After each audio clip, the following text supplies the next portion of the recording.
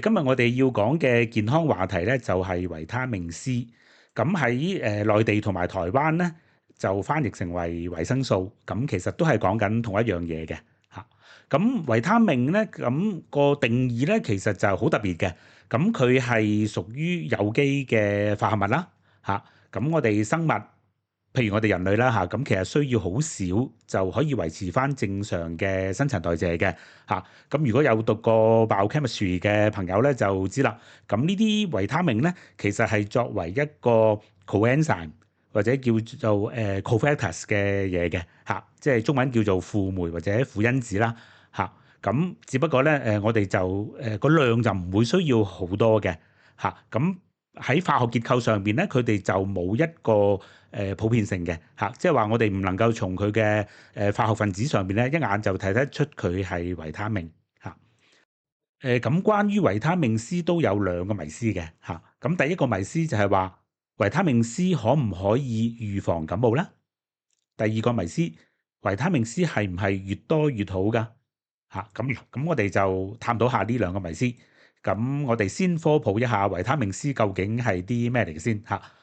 嗱，維他命 C 咧，如果我哋缺乏啦，咁身體咧就會出現一個疾病叫做壞血病。咁所以咧，中文名咧有另外一個名稱咧叫做抗壞血酸嚇。咁如果你睇翻個英文名稱咧，個來源都係咁樣樣嘅。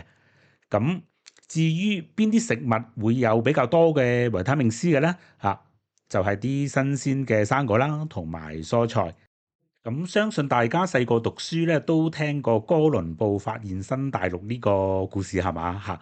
咁咧原來維他命 C 嘅發現咧，亦都同呢個15世紀歐洲人嘅大航海時代咧就有關嘅嚇。咁不過咧，原來大航海時代咧最早咧係邊個國家係開展嘅咧嚇？原來唔係哥倫布喎嚇。咁原來咧就係葡萄牙嚇。嗱，咁我哋先睇一睇呢個地圖先嗱。葡萄牙咧同西班牙咧就屬於我哋叫做伊比利亞半島，咁咧就係喺歐洲嘅最西邊嘅。咁而葡萄牙咧就係喺伊比利亞半島嘅最西端，咁所以啦，葡萄牙對開咧就係大西洋嚇。咁嗱，我哋都知道啦，其實喺古代嘅世界嚇，幾百年之前啦嚇，咁最富庶嘅地方咧其實係中國嘅嚇。咁咧我哋都會知道啦。除咗中國之外咧，印度咧都有啲香料啊嗰啲嘢出產，咁而中國咧更加有好多譬如絲綢啊、瓷器啊、茶葉呢一啲嘢啦，係咪嚇？嗱，不過問題嚟啦，由中國或者由印度咧運一啲嘅貨品去歐洲嚇，嗱，以當時即係冇飛機啊嗰個年代啦嚇，要靠陸路嘅，咁第一步咧要運到去中東先啦。再由中東咧經過東歐、西歐，最尾咧先至進入到伊比利亞半島。咁所以咧，葡萄牙咧喺地理上邊咧就係最蝕底嘅嚇。咁如果你係葡萄牙人，當時嘅葡萄牙人，咁你會點做咧？嚇嗱，因為葡萄牙同西班牙唔係成日都好 friend 㗎。好多時咧西班牙咧仲係喺陸地上邊咧就即係限制葡萄牙人嘅出入啊、貿易啊咁樣嚇。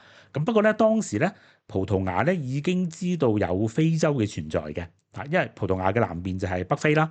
咁但係咧至於非洲有幾大咧，咁就唔係太清楚嚇。咁不過啦，葡萄牙亦都知道啦，如果可以兜過非洲咧咁有機會咧就直接去到印度或者中國。係嘛？唔使經過歐洲其他地方啦，更加唔使經過中東一啲嘅伊斯蘭教國家係嘛？咁就最好啦。咁葡萄牙第一代嘅航海家咧就叫做迪亞士，咁佢喺1487年咧，咁已經帶領船隊咧去到非洲嘅最南端即係而家我哋叫好望角嘅地方啦到咗第二代咯，可以咁講啦就叫做達伽馬達伽馬有咗迪亞士一啲嘅航海記錄知道咗之後咧，咁佢直情咧就去到咗印度嘅不過咧咁佢哋嘅故事同維他命 C 有咩關係咧咁原來達伽馬咧佢哋嘅船隊咧開頭咧有200人上船嘅，咁不過啦最尾回程嘅時候能夠生還咧得55人嘅啫。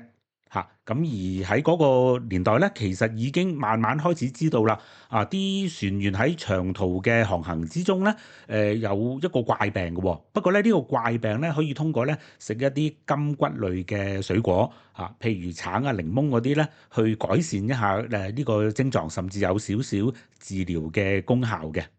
咁到咗18世紀中葉咧，咁有英國嘅海軍醫生咧，佢就更加係用一個比較科學啲嘅方法咧，係證實到柑橘類嘅水果咧係有效咧，令到呢個壞血病咧係得到治療嘅嚇。咁但係當時咧就仲未知道維他命 C 嘅存在嚇。咁時間去到20世紀初咯嚇，咁終於有科學家咧就將維他命 C 咧由一個生物體嗰度咧係分離出嚟。咁到1933年咧，更加有美國嘅科學家咧，係可以將維他命 C 咧通過人工嘅方式合成。咁而呢兩位嘅科學家咧，亦都係共同得到咧1937年生理醫學獎同埋化學獎嘅。咁維他命 C 又點解會同預防傷風感冒拉上關係嘅咧？嗱，咁咧最後咧我要介紹呢一位科學家啦。咁佢叫做 Pauling 咁咧就1968年咧，佢就攞咗諾貝爾化學獎嘅嚇。咁後來咧就因為反核咧就攞埋諾貝爾和平獎嚇。咁所以咧喺50、60年代咧，Pauling咧就喺科學界咧就係非常之出名嘅，屬於咧殿堂級嘅人物嚟嘅嚇。咁咧佢自己咧就提出咗咧一樣嘢叫做正分子醫學嚇。乜嘢為之正分子咧？就係話啦，一啲咧正確嘅分子，即係一啲好嘅分子啦，咁咧就需要一個正確嘅數量。嗱，佢咁講咧，就其實係咩意思咧？就好似好唔科學喎。原來咧，佢就提倡咧，一種咧叫做用大量嘅營養補充劑去維持身體健康，甚至係治療疾病嘅另類療法嚇。咁一講到另類療法咧，大家都知道啦，其實就係喺醫學界或者主流嘅科學咧，其實都未係好接受嘅嚇。佢就講到啦，維他命 C 咧，一個成年人其實最少每一日咧，就需要400毫克嘅嚇。咁呢一個係最基本啫喎。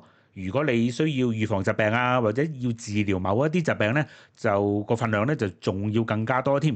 而阿 Pauling 咧亦都出埋書講維他命 C 點樣預防傷風感冒嘅。不過咧，佢喺本書入邊咧，亦都冇好堅實嘅科學證據證實到咧佢嗰個正分子醫學理論嚇。回應翻迷思一咯喎，咁其實到目前為止咁我哋有冇證據可以話維他命 C 咧可以預防感冒咧？咁長話短説啦，科學界到目前為止咧，仍然係證實唔到咧維他命 C 可以預防感冒。就算長期大量服用維他命 C 咧，佢最多咧係能夠做到一樣嘢嘅啫，係患感冒嘅時候，你嘅時間會比人短咗8%。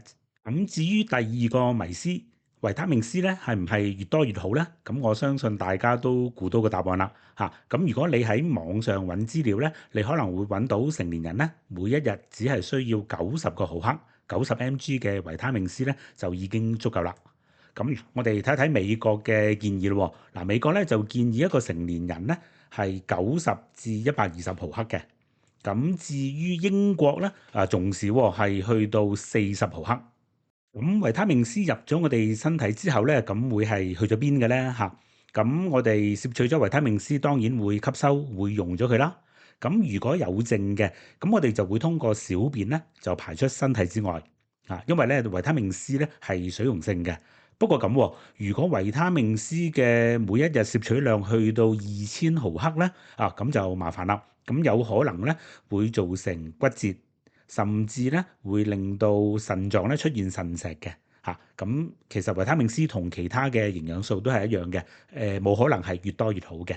好，咁我哋今日講維他命 C 咧就講到呢一度，祝大家身體健康。